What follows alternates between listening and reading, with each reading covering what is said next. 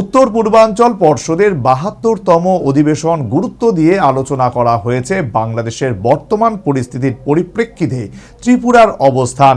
রাজ্যের পক্ষে মুখ্যমন্ত্রী ত্রিপুরার সঙ্গে বাংলাদেশের সীমান্ত সুরক্ষা সহ সামরিক শক্তির বিস্তৃত ব্যাখ্যা তুলে ধরেন, যা দুই দেশের সম্পর্ক নির্ধারণে আগামী দিনে কেন্দ্রের অবস্থান নিতে বিশেষ ভূমিকা পালন করবে। প্রতিবেশী বাংলাদেশের বর্তমান অস্থির পরিস্থিতির কারণে উত্তর পূর্বাঞ্চল পর্ষদের সাম্প্রতিক অধিবেশনে বিশেষ গুরুত্ব পেয়েছিল ত্রিপুরা। বাংলাদেশের সঙ্গে প্রতিবেশী রাজ্য হিসেবে ত্রিপুরার অবস্থান একটু ভিন্নতর। ভৌগোলিকভাবে বাংলাদেশ দিয়ে তিন দিকে ঘেরা ত্রিপুরা। এছাড়া এই অধিবেশনের সপ্তাহখানেক আগে আগরতলা বাংলাদেশ সহকারী হাইকমিশনের সামনে একটি সামাজিক সংগঠনের হুজ্জুতের কারণে দুই দেশের সম্পর্ক আরও তাতে উঠেছে। স্বাভাবিক কারণে গোটা উত্তর পূর্বাঞ্চলের নিরাপত্তার প্রশ্নে ত্রিপুরার অবস্থানকে গুরুত্ব দিয়ে আলোচনা করা হয়। বুধবার সাংবাদিক সম্মেলনে মুখ্যমন্ত্রী মানিক সাহা বলেন, উত্তর পূর্বাঞ্চল পর্ষদের আলোচনায় মুখ্যমন্ত্রী বাংলাদেশ প্রসঙ্গে রাজ্যের অবস্থান তুলে ধরেছেন। এদিন মুখ্যমন্ত্রী বলেন, অধিবেশনে রাজ্যের সীমান্তে কাঁটাতারের বেড়ার অবস্থা, রাজ্যে অবস্থানরত বিএসএফ, পুলিশ, সিআরপিএফ এর সংখ্যা তুলে ধরা হয়। তাছাড়াও আগামী দিনে সীমান্ত সুরক্ষায় রাজ্যের যা যা প্রয়োজন তাও তুলে ধরেন মুখ্যমন্ত্রী মানিক সাহা। অধিবেশনে বিস্তারিত লিপিবদ্ধ করা হয়েছে। তাছাড়াও প্রতিদিনকার আইন শৃঙ্খলা পরিস্থিতির দিকেও কেন্দ্রের কাছে নিয়মিত জানানো হয়। আগামী দিনে ভারত বাংলা সম্পর্কের বিষয়ে কোনো সিদ্ধান্ত নিতে এই তথ্য কাজে লাগানো হবে। আমি আমার ওখানে তো গাইডলাইন কি, ওখানে তো আলোচনা হবে। আমাদের এই আলোচনাগুলো আমি সেখানে রেখেছি। বর্তমানে বাংলাদেশের যে অবস্থা সমস্ত ডিটেলস আমি সেখানে রেখেছি। আমাদের ফেন্সিংয়ের অবস্থা আমি বলেছি, আমাদের বিএসএফের সংখ্যা এখানে কীরকম আছে তার কথা বলেছি, আমাদের পুলিশ বা সিআরপিএফ কত আছে তার সংখ্যা আমি বলেছি, আমাদের আগামী দিন কি কি দরকার সেগুলো আমরা বলেছি। এগুলো নোট ডাউন হয় সেখানে, তো তারপরেই কিন্তু তার অ্যাকশনে আসে। তো কাজেই সমস্ত আর নিয়মিত তো বর্তমান যে ওখানের অবস্থান সেগুলো তো আমাদের পাঠাতেই হয় এবং সেইগুলো নিয়ে কিন্তু এনইসির বৈঠকে আলোচনা হয়েছে। তাছাড়া উত্তর পূর্বাঞ্চল পর্ষদের অধিবেশনে গোটা অঞ্চল জুড়ে নেশা বাণিজ্যের বিষয়টি উঠে এসেছে। নেশা বাণিজ্যের বিরুদ্ধে জিরো টলারেন্স নীতি নিয়ে নির্দেশ দিয়েছে কেন্দ্র। এই বিষয়ে কোনো ধরনের ছাড় দেওয়া হবে না, সাফ জানিয়ে দিয়েছে কেন্দ্র। উনি বারবার বলেছেন যে নেশা বিষয়ে জিরো টলারেন্স, বারবার, মানে একদম পুরো মানে জিরো টলারেন্স।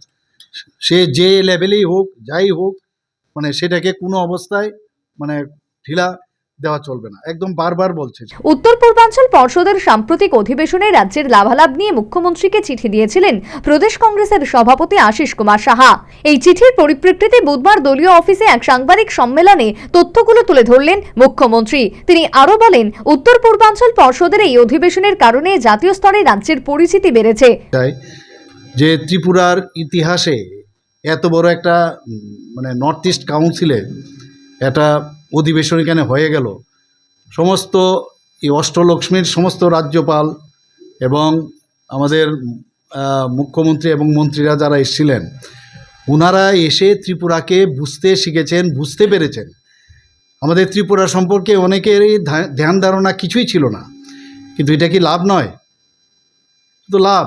এবং আমাদের মধ্যে একটা কোঅর্ডিনেশন, আমরা এতদিন ধরে প্রায়শ নর্থ ইস্টার্ন জোনের আমরা যেমন মেঘালয়ে যেতাম, মানে আমি আমার মুখ্যমন্ত্রীর হওয়ার পরে আমি দুবার মেঘালয়ে গিয়েছি।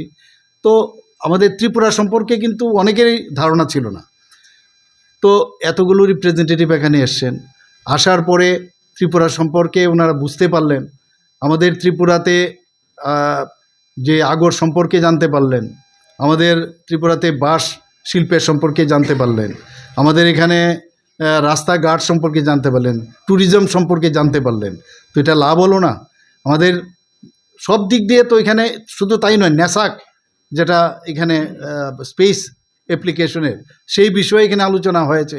ব্যাংকার্স যেটা সম্মেলন হয়েছে, সারা ভারতবর্ষের থেকে সমস্ত ব্যাংকাররা এসছেন এখানে। ইসরোর থেকে, ইসরোর যে মেইন চেয়ারম্যান উনি এখানে এসছেন। তো ত্রিপুরাকে দেখেছেন, এটা তো আমাদের লাভ, বিরাট লাভ আমাদের। এদিন সংসদে আম্বেদকর প্রসঙ্গে কংগ্রেসের ভূমিকা নিয়েও তীব্র সমালোচনা করেন মুখ্যমন্ত্রী। তাছাড়াও বিরোধী দলনেতা রাহুল গান্ধীর বিরুদ্ধে সংসদে হামলা হুজ্জতের অভিযোগ তুলে সমালোচনায় মুখর হয়েছেন মুখ্যমন্ত্রী মানিক সাহা। মেরেছেন, যার ফলে আপনারা জানেন যে সাংসদ প্রতাপ চন্দ্র সারঙ্গী এবং সাংসদ মুকেশ রাজপুত পড়ে গিয়েছে এবং তাতে আহত হয়েছে এবং মানে তাদেরকে অ্যাডমিশনে নিতে হয়েছে হসপিটালে। এর জন্য রাহুল গান্ধীর বিরুদ্ধে মামলা হয়েছে। তারপরও কংগ্রেস দলের নেতারা কি বলছেন, এটা আমাদের জন্য একটা গর্বের বিষয়। যখনই একজন মহান নেতা প্রয়াত হন, সাধারণত আমরা কি দেখি, তাদের যে উত্তরাধিকারী যে সংরক্ষণ করা হয় এবং সেখানে স্মারক সম্মানে স্থাপন করা হয়, কিন্তু কংগ্রেস দল বাবা সাহেব আম্বেদকরের জন্য একটি স্মৃতিসৌধ নির্মাণ করেননি। উত্তর পূর্বাঞ্চল পর্ষদের এই অধিবেশনে রাজ্য কতটা লাভালাভ হবে তা ভবিষ্যতেই বোঝা যাবে। তবে এই অধিবেশনে বাংলাদেশ প্রসঙ্গে ত্রিপুরার অবস্থান গুরুত্ব দিয়ে আলোচনা করা হয়। স্বাভাবিকভাবে আন্তর্জাতিক প্রসঙ্গে আগামী দিনে ত্রিপুরা একটা বিশেষ গুরুত্ব পাবে। Bureau report, news vanguard.